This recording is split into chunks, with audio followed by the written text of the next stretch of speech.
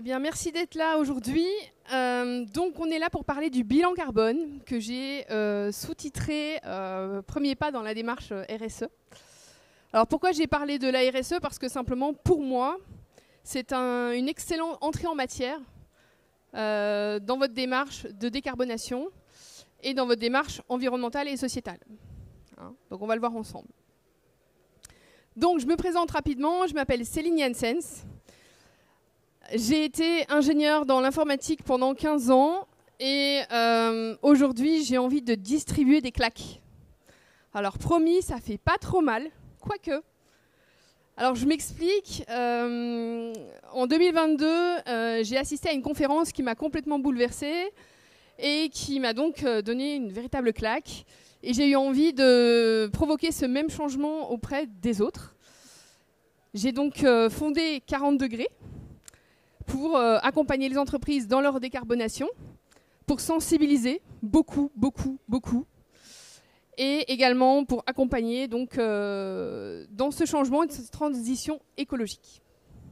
Voilà un petit peu pour ma part. Je suis maman également de 2 petites filles qui en sont également la cause de ma transition. Alors je vous pose la question, à vous, d'après vous, c'est quoi un bilan carbone ? Vous êtes libre de parler. J'allais dire, c'est pas filmé, mais si. C'est pas grave. Je vous donne pas le micro. Donc, c'est quoi un bilan carbone pour vous, madame? Un état des lieux. Un calcul.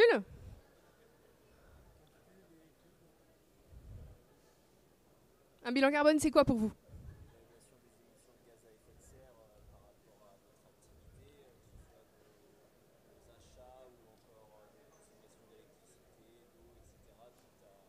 Voilà.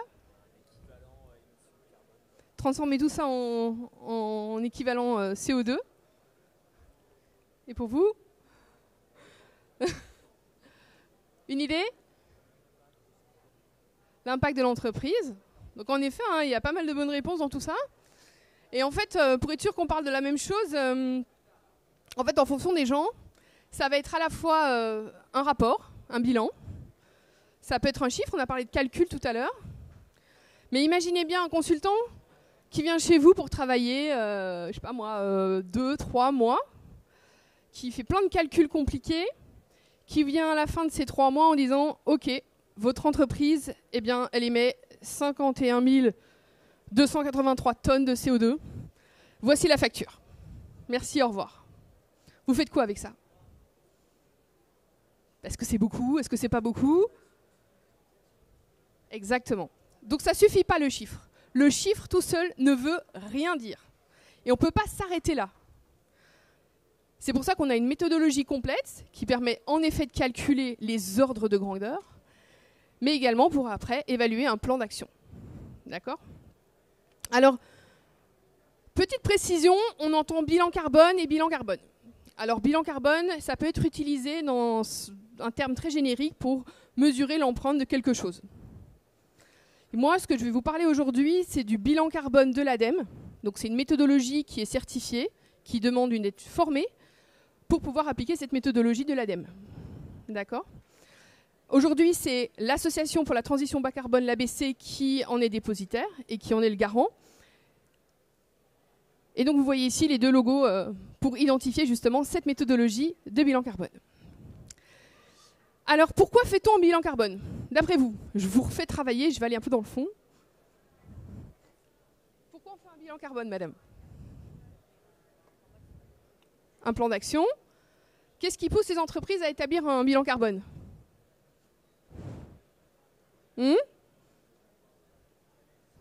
La législation, tout à fait. Donc, en effet, les motivations, elles sont nombreuses.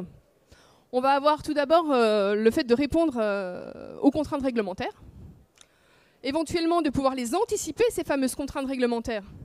Parce qu'on voit bien, les contraintes aujourd'hui, elles concernent les très grosses entreprises, mais on voit bien les volontés politiques de diminuer les seuils pour qu'au fur et à mesure du temps, toutes les entreprises vont être concernées par ces réglementations. On fera un petit point sur les réglementations après. Il y a également l'avantage compétitif. Aujourd'hui, il y a des entreprises et des secteurs qui ont beaucoup de mal à recruter. Il y a les entreprises qui ont beaucoup de mal à faire valoir des prêts ou des investissements parce qu'ils n'ont pas assez de fibres de transition écologique. Il y a même des entreprises qui ont du mal à trouver des clients parce que leur industrie est trop sale. Donc, il y a vraiment un avantage compétitif de se lancer dans un bilan carbone. Une maîtrise des coûts, on parle d'énergie beaucoup. Le bilan carbone, étant donné qu'on va aller cibler les endroits où on émet le plus, c'est souvent lié donc, aux énergies fossiles. Et donc on va pouvoir aussi avoir une idée de comment optimiser ces coûts. Et les risques. Alors les risques, juste je m'entends sur ce qu'on appelle risques. On entend parler de temps en temps de pénurie d'énergie fossile. Donc il faut savoir que c'est une réalité. On est dans un monde fini, les stocks ne sont pas tout à fait illimités. Et donc on va arriver à moyen terme à être en pénurie d'énergie fossile. Et comme en France on ne produit pas d'énergie fossile, il y a de grandes chances pour que les pays producteurs se les gardent pour eux dans les années à venir. Donc il va falloir qu'on étudie un petit peu ces risques-là pour notre activité, pour notre société. Et enfin, une des motivations également, c'est celle de vouloir participer et de contribuer à la lutte contre le réchauffement climatique. Alors, juste pour faire un petit point de contexte, je ne vous apprends rien. Ici, c'est un petit schéma qui vient de la NASA, qui montre le réchauffement climatique depuis 1900 jusqu'à nos jours. Et on voit bien qu'on accélère largement le réchauffement climatique depuis les années 80. On va le voir là, 80, voilà, 90, jusqu'à nos jours où on dépasse le degré d'augmentation par rapport à l'ère pré-industrielle. Donc on voit clairement là l'accélération depuis les années 80. Et on n'est pas en train de s'arrêter. Je spoil un peu, mais... Alors, au niveau réglementation, comment on se situe en France? Alors, Objectif ZEN, j'adore cet acronyme pour une fois. ZEN pour zéro émission nette. C'est un objectif qui est inscrit dans la loi. Bon, je ne vous cache pas, ça ne sera pas hyper zen quand même si on ne fait rien pour changer les choses. Ça se traduit par une stratégie nationale bas carbone, la SNBC, qui est inscrite dans la loi et qui a pour objectif d'atteindre la neutralité carbone en 2050. Neutralité carbone à l'échelle nationale, ça veut simplement dire qu'on va essayer d'émettre autant que ce que le territoire est capable d'absorber.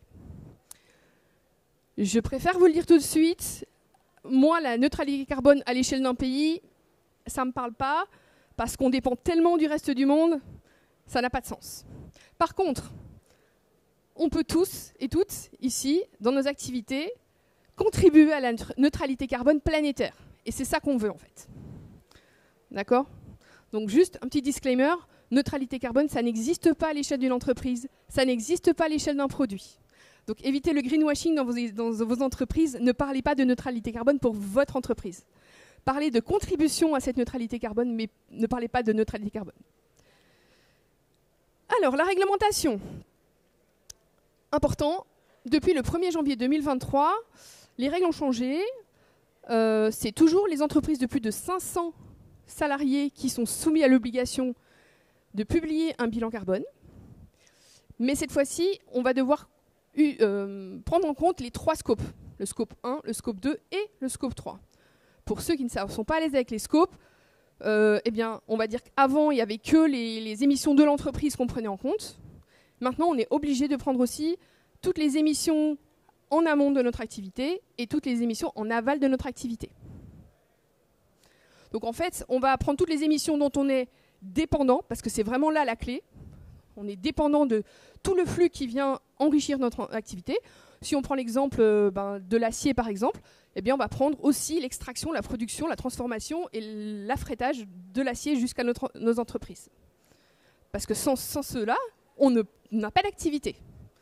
Et on va aussi prendre toutes les émissions dont on est responsable, c'est-à-dire en aval. Je prends l'exemple, par exemple, d'une lampe torche. Si vous êtes fabricant de lampe torche, on va aussi prendre l'impact des piles qui vont être utilisées pour cette lampe torche. Même si vous ne la fabriquez pas, vous ne la vendez pas. Mais rien que le fait de fabriquer un objet qui demande une pile, eh bien, on va le prendre en compte dans le bilan carbone. Donc c'est très très très global et la loi, elle a changé. Autre chose qui a changé au 1er janvier 2023, Avant, les entreprises qui ne respectaient pas cette réglementation étaient soumises à une amende de 1 500 €. Autant vous dire que les grosses entreprises, il n'y en a pas beaucoup qui ont publié. Et depuis le 1er janvier 2023, on est passé à 10 000 € d'amende.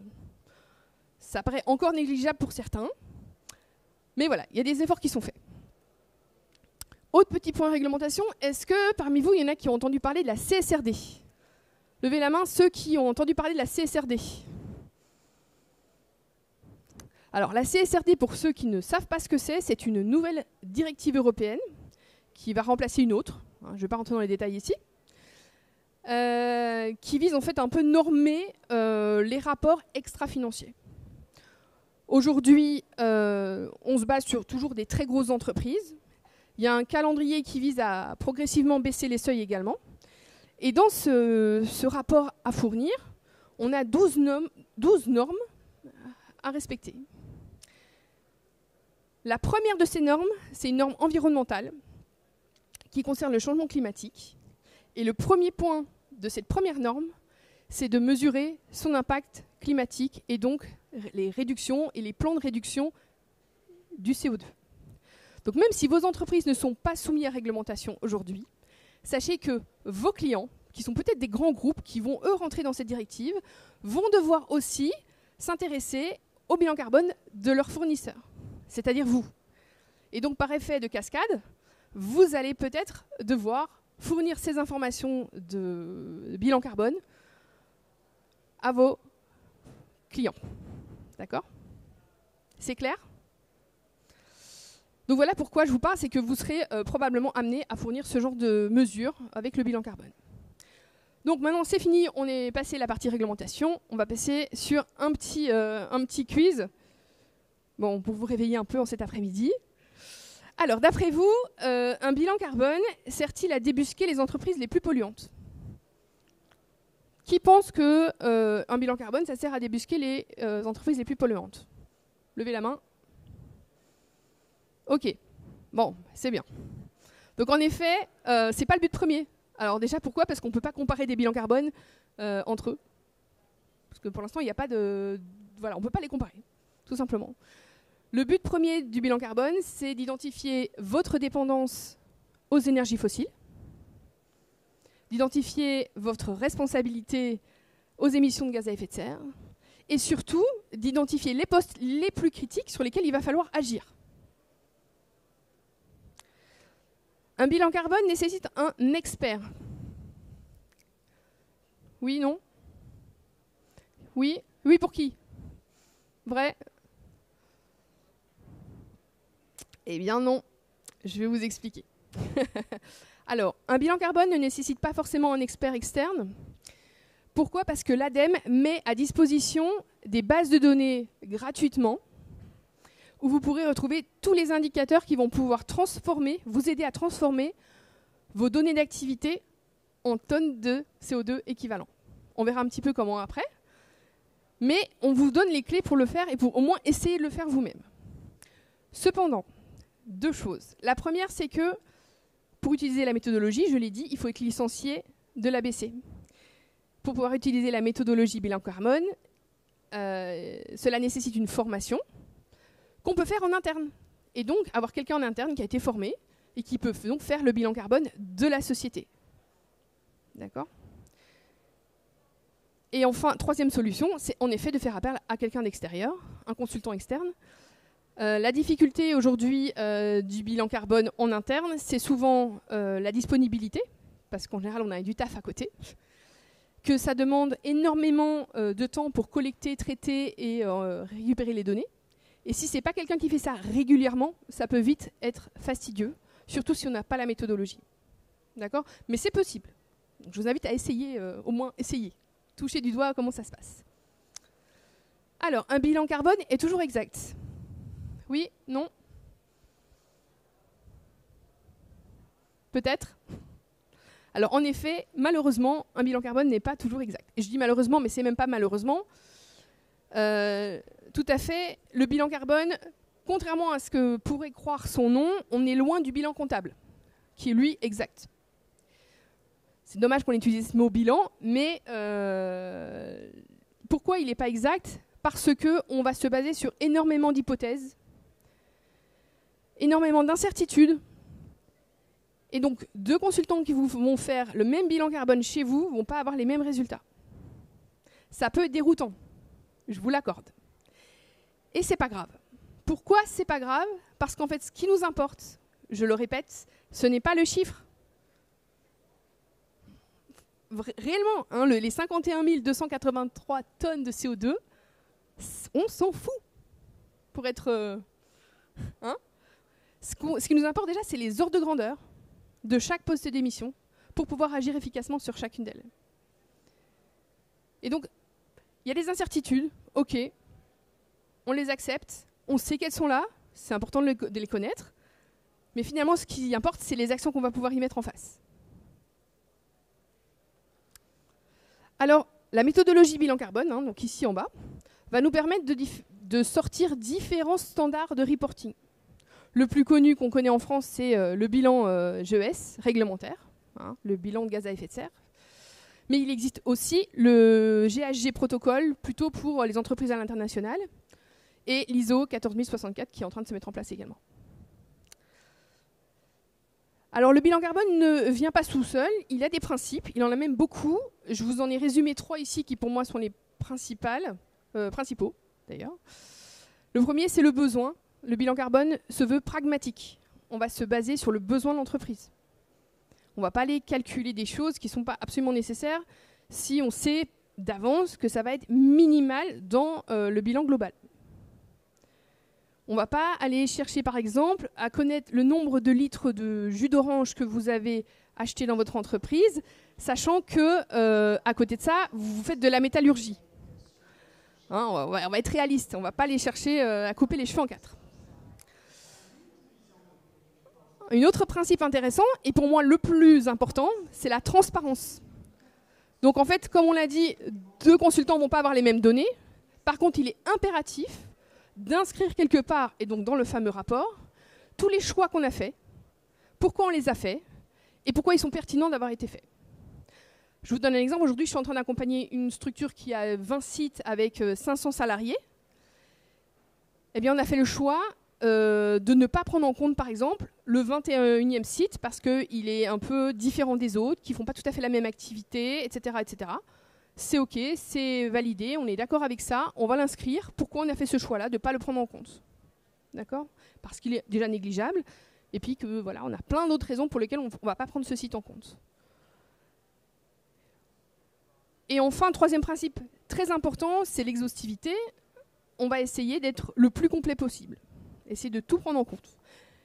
Si on voit que c'est un petit peu, on va le prendre en compte, mais on va le faire au doigt mouillé. Hein, on va essayer de faire des louches un peu plus grosses, quand on sait que c'est plutôt minime. Et quand on sent que c'est des postes d'émission qui sont un peu plus conséquents pour l'entreprise, eh ben on va essayer d'aller dans un peu plus de détails.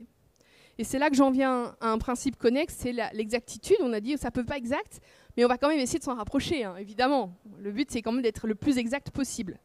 Donc on va essayer, avec le temps, d'affiner les incertitudes, de changer les méthodes de collecte, par exemple. On verra un petit peu plus tard comment on peut faire. OK ? Est-ce que jusque-là, tout va bien? Oui? J'ai perdu personne? Nickel. Alors, on va rentrer dans le vif et le cœur du bilan carbone, les fameuses 5 étapes.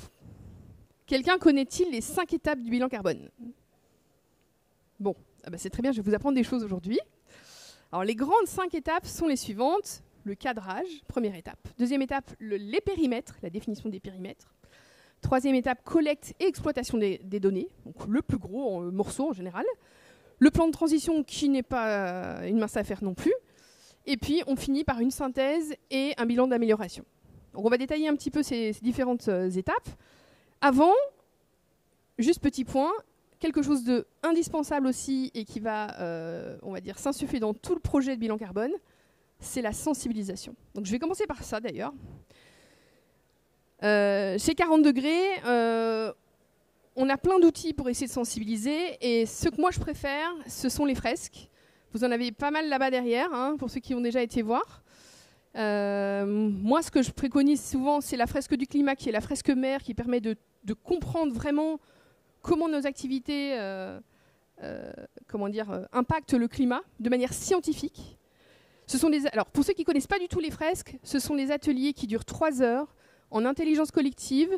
Ça peut être fait sous forme de formation, ça peut être fait sous forme de team building, dans les séminaires, etc. C'est un format qui plaît beaucoup parce que on s'amuse, on discute, on papote, on réfléchit ensemble. On a l'impression qu'on l'a fait soi-même aussi, il y a une partie créativité parfois. Donc autant la fresque du climat, pour le climat, la fresque du numérique, l'économie circulaire, les nouveaux récits, ce sont des outils qui sont tous dans l'intelligence collective et dans ce même type de format. Ça va dépendre un peu de vos objectifs.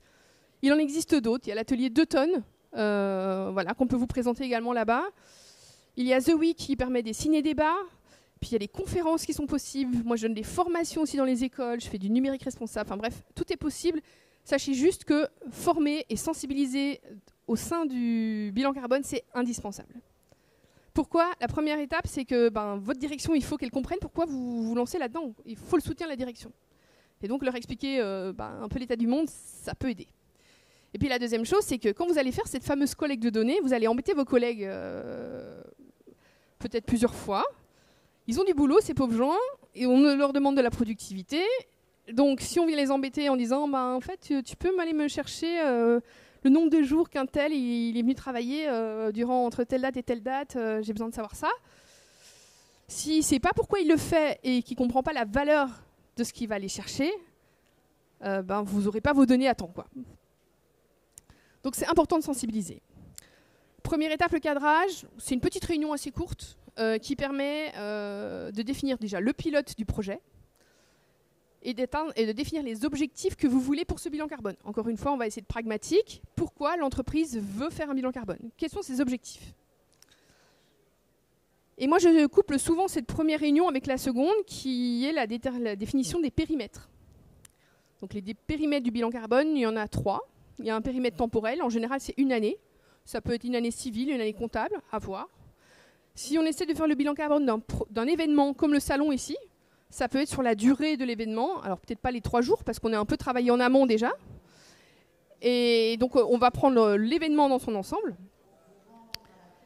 Ensuite, on a la définition du périmètre organisationnel. Donc comme son nom l'indique, on va essayer de voir le périmètre géographique de l'organisation. Si vous avez un groupe, plusieurs sociétés, des sites en France, des sites à l'étranger, on va définir qu'est-ce qu'on prend en compte dans les calculs. Et puis le périmètre opérationnel, ça, il n'y a pas trop à discuter parce qu'on a dit que c'était les 3 scopes. Donc là, on ne discute pas, c'est 3 scopes. Et puis on a la collecte des données, 3e étape. On va rentrer un peu plus dans le détail parce que celle-ci, elle est assez conséquente et je vais vous montrer comment ça se passe. Donc avant de rentrer dans le détail, d'après vous, qu'est-ce qu'on va devoir collecter comme données ? Allez-y, plus fort, je ne vous entends pas.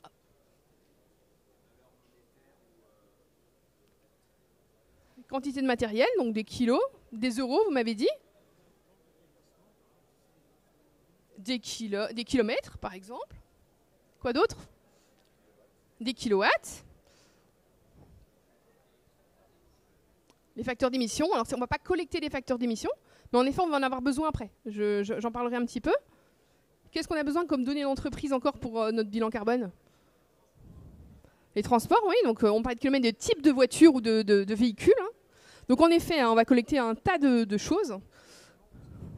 Les vêtements, pourquoi pas. Alors, du coup, de quoi ils sont fabriqués, etc. Donc, voilà quelques unités, par exemple, qu'on va pouvoir collecter. Hein. Donc, il y en a un tas. La partie monétaire, juste un petit point, c'est la dernière qu'on va utiliser. Parce que là, imaginez votre petit café, que vous le preniez chez vous ou que vous le prenez au café d'à côté, il va vous coûter 10 fois le prix, pourtant c'est toujours le même café. Donc son poids carbone va être le même que vous le payez 1 euro ou 10 euros. Alors 10 euros le café, il faut déjà y aller. Mais bon, c'est pour vous donner une idée, en fait la valeur monétaire c'est la moins précise de toutes. Donc c'est la dernière qu'on utilise si on n'a pas le choix. Et on va faire une petite moulinette qui va nous permettre de transformer toutes ces données d'activité, en tonnes de CO2 équivalent.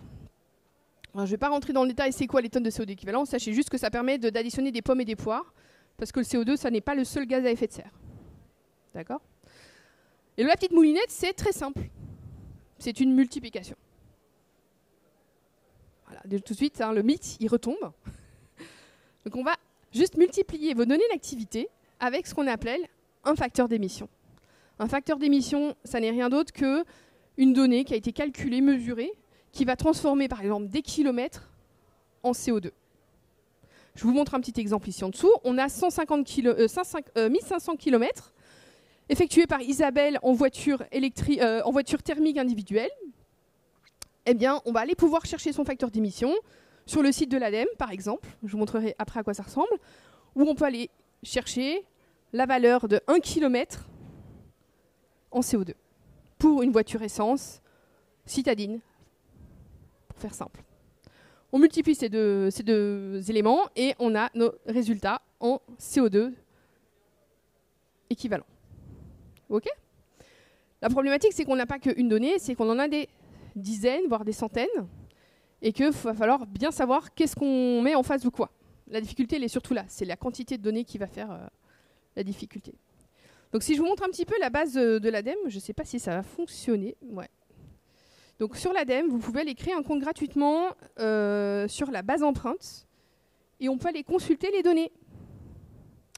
Donc par exemple, si je mets ici gaz, le gaz que vous allez acheter. Oui. Ah, zut. Bah alors, comment je fais ? Je vais faire ça comme ça. Est-ce que ça passe comme ça ? Ah, il ne veut pas. Bon. Et bien sur l'ADEME, vous allez sur la base empreinte. Vous avez l'adresse. Vous n'avez pas l'adresse d'ailleurs. Super. Alors je vais voir l'adresse. Voilà, vous tapez base empreinte sur l'ADEME. Vous allez avoir accès gratuitement à toute la base de données des facteurs d'émission. Et donc vous faites une recherche par mots-clés. Et vous allez pouvoir retrouver les facteurs d'émission qui correspondent à vos données d'activité. Hop. Alors, une fois qu'on a fait toutes ces collectes, on a un chiffre et on fait en général une restitution avec, justement, on a pu étudier que le transport, finalement, c'est pas tant que ça. On imaginait ça beaucoup plus gros, mais que vraiment, ce qui nous tue notre bilan carbone, c'est toutes les données achetées, hein, toutes les matières, tous les achats à l'international. C'est surtout ça, en fait, qui va plomber notre bilan carbone. Ok, c'est très bien. Maintenant, qu'est-ce qu'on fait avec cette donnée ? On va essayer d'agir là-dessus. Comment on peut faire ? Ça, c'est le travail du plan de transition. C'est à ça que sert cette 4e étape. Alors, comment moi je la préconise ? J'aime beaucoup l'intelligence collective, vous l'aurez peut-être deviné. J'aime beaucoup la phase d'idéation ici, pour 3 raisons. La première partie, c'est que ça permet à beaucoup de gens, donc essayez de le faire avec vos collaborateurs, les salariés, le plus grand nombre de personnes, vos parties prenantes, pourquoi pas quelques fournisseurs. Bref, allez-y, gaiement, embarquez plein de monde là-dedans.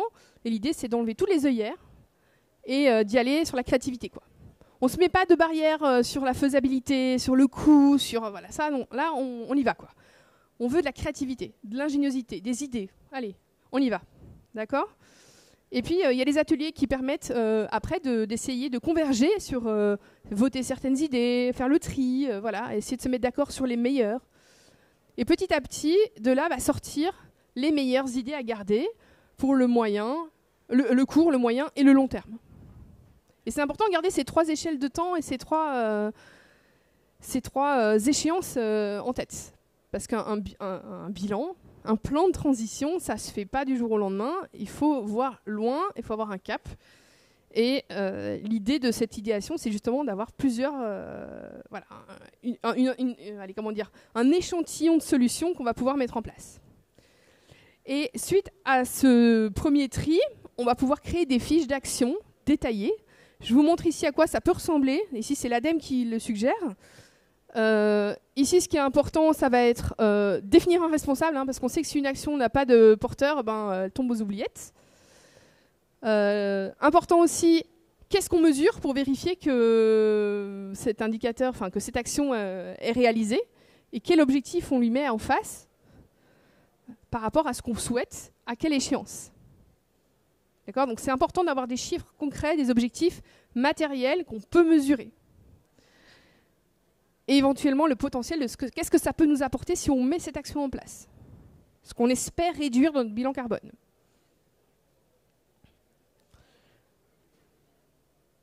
On arrive tout doucement à la fin de notre étape de bilan carbone. Il nous reste la 5e étape à ne pas négliger. Donc la synthèse, en fait, globalement, le consultant va transmettre toutes les données, tous les rapports qu'on a pu publier au client. On fait une restitution finale, on explique le plan de transition à l'ensemble des salariés ou au moins aux équipes techniques.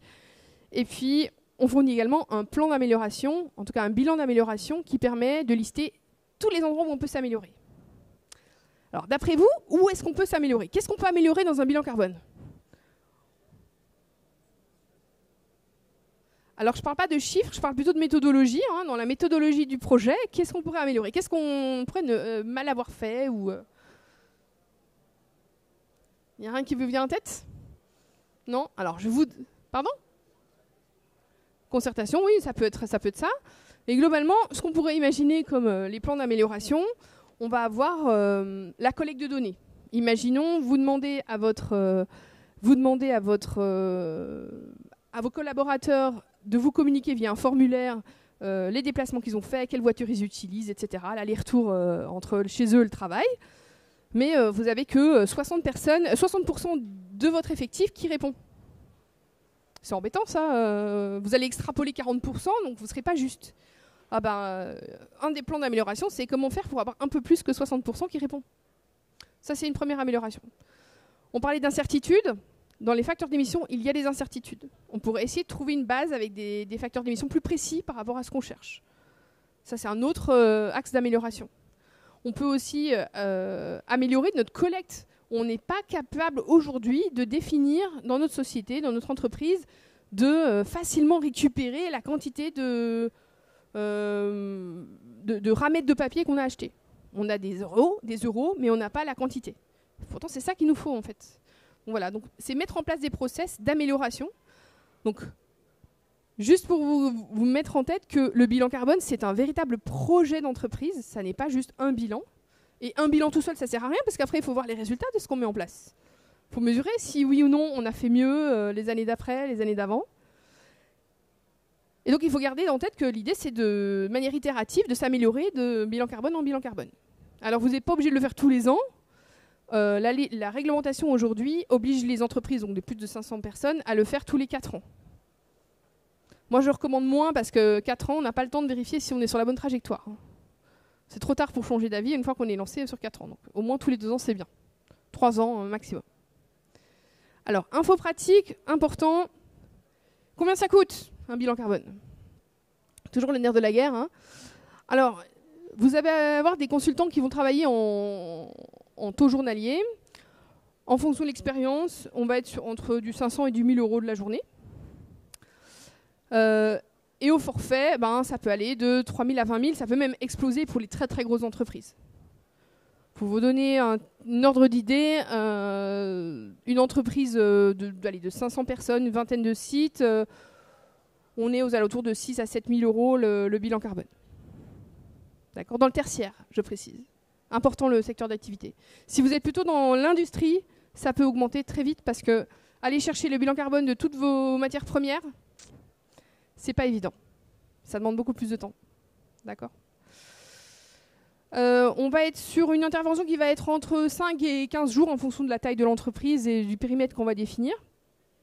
Et ça peut s'étaler entre 2-5 mois, ça peut aller jusqu'à 6-8 mois même pour certains bilans carbone, en fonction aussi du délai de collecte pour vous, du suivi qu'on veut faire après sur le plan de transition, etc. etc. Donc comment on vérifie aussi que son consultant, il est bien, quoi. Est-ce que c'est pas un petit charlatan là qui me vend une prestation En fait, il y a une manière assez simple de vérifier qu'il est licencié, c'est de lui demander.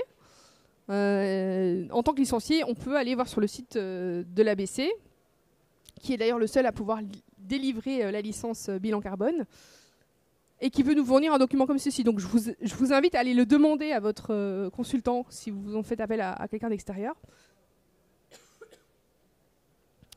La seule chose, un peu là où c'est un peu compliqué, c'est qu'aujourd'hui, on ne certifie que des entreprises et pas des gens. Donc une entreprise qui a par exemple, un cabinet de consultants où ils sont 4-5, il suffit qu'il y en ait un qui ait fait la formation pour être certifié. Bon, il faut être un peu touchy là-dessus, éventuellement demander des preuves à l'entreprise elle-même. Alors ça, on va aller très vite dessus. Pour vite aller aux aides. Alors, à ma connaissance, je connais que 2 aides ici dans la région. Enfin, on va dire ici. Il y a la région Pays de Loire qui propose des aides à la transition pour le conseil. Donc, ce n'est pas que pour le bilan carbone, hein, c'est des aides de conseil qui concernent certaines entreprises. Voilà, ça s'appelle Pays de Loire Conseil.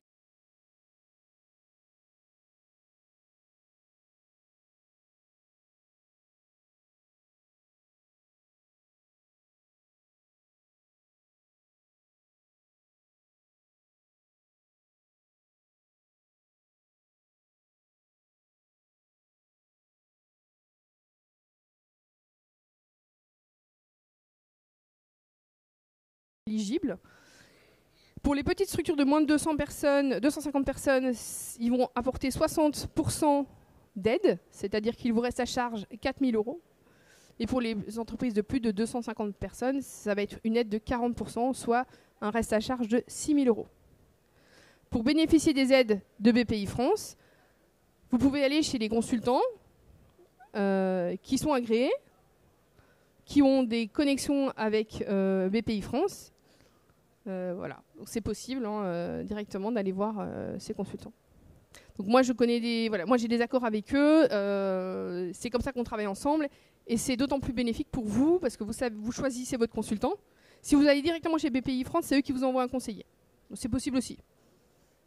Si vous voulez faire travailler le local, allez voir des conseillers près de chez vous et ça marche aussi.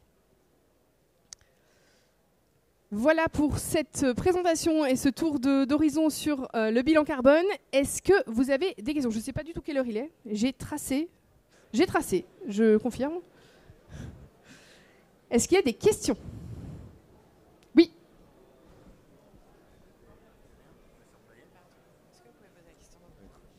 Est-ce que c'est vous qui faites les questionnaires pour les employés? Oui. Et si oui, comment vous évitez les biais de désirabilité dans les réponses des salariés?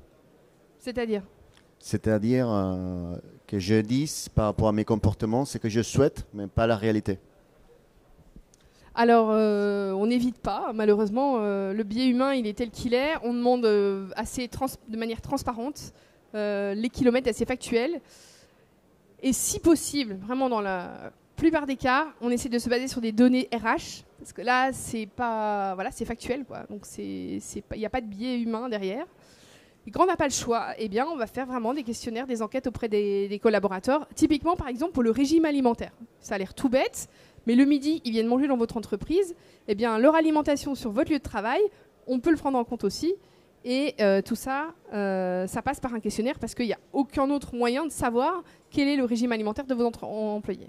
Et en effet, ils vont peut-être avoir tendance à dire qu'ils sont sur du végétarien alors que c'est pas vrai, ou dire qu'ils sont plutôt sur un régime moyen alors qu'ils sont plutôt carnés et qu'ils mangent de la viande 2 fois par jour, etc., etc. Donc ça, en effet, c'est sur base du déclaratif et à part sensibiliser encore une fois les collaborateurs au pourquoi le bilan carbone, je vois pas d'autre solution.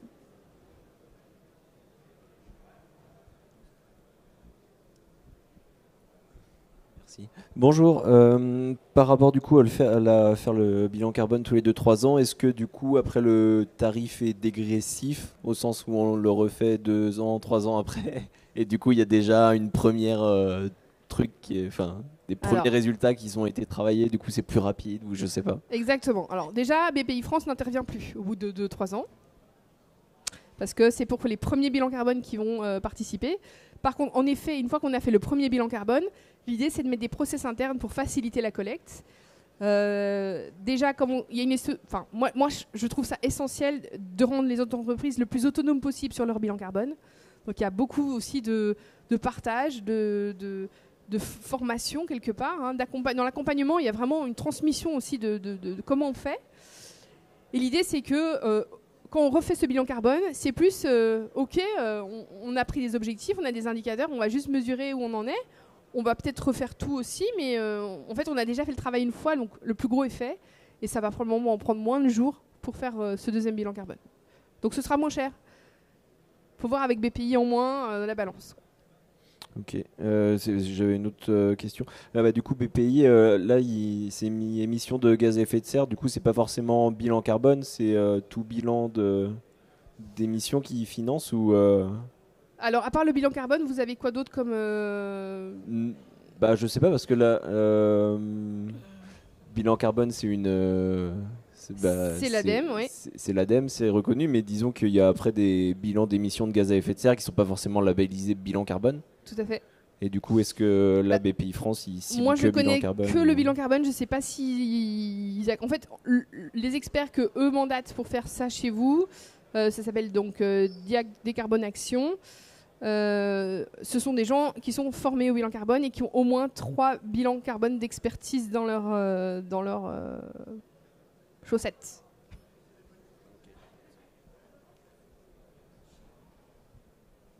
Excusez-moi, j'ai une seconde question. Vous avez dit à un moment qu'on ne peut pas comparer les bilans carbone. Oui. Même s'ils sont de la même industrie et les mêmes typologies d'entreprises, on ne peut pas les comparer? Oui. On ne peut pas comparer deux entreprises, même si c'est le même secteur, parce que vous n'avez pas les mêmes fournisseurs, vous n'avez pas les mêmes hypothèses de départ, vous n'avez peut-être pas les mêmes objectifs dans le bilan carbone. Donc aujourd'hui, le bilan carbone ne se compare pas. C'est un problème. Enfin, c'est un problème. Vu qu'on ne cherche pas à chercher les plus polluantes, en fait, ce n'est pas un problème. Par contre, c'est un problème aussi pour l'État. C'est pour ça que dans la CSRD, par exemple, dont je vous ai parlé, justement, pourquoi ils ont mis la CSRD en place, c'est pour pouvoir avoir des indicateurs beaucoup plus carrés pour pouvoir justement les comparer entre les entreprises. Typiquement, on va avoir par exemple un indicateur, ce serait le CO2 par euro de chiffre d'affaires. C'est un indicateur parmi d'autres. Et là, on compare avec avec 1 euro de chiffre d'affaires. Ça permet d'avoir une idée de performance, entre guillemets, de CO2. Mais non, on peut pas. Enfin, c'est pas fait pour être comparé et faut pas voir ça comme ça en tout cas.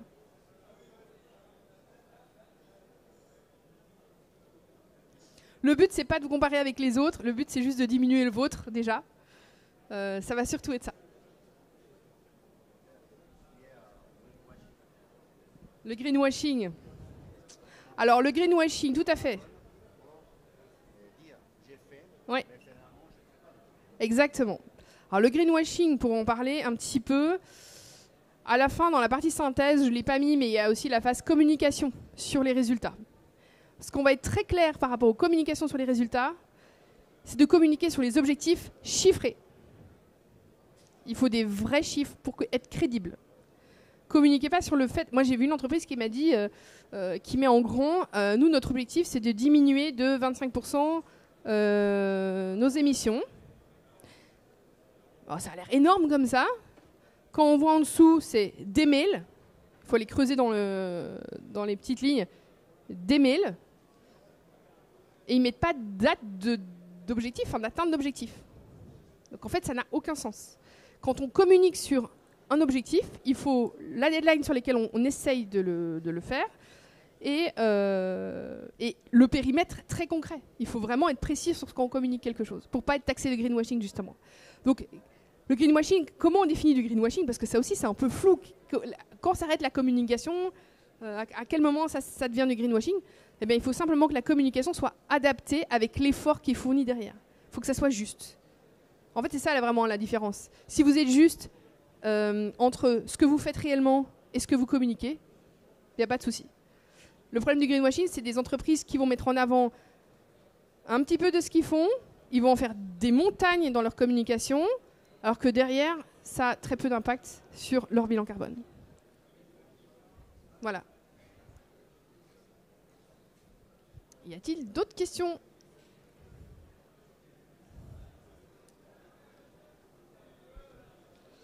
Alors, ceux qui veulent me voir, je suis au stand là derrière, donc au C36 au village Startup. Je vous remercie beaucoup pour votre attention. Merci. Et puis, comme dans le bilan carbone, j'essaie de m'améliorer. Amélioration continue. Donc si vous pouviez me laisser un petit retour sur ce formulaire, j'en serais ravie. Merci beaucoup et puis bonne fin de salon. À bientôt.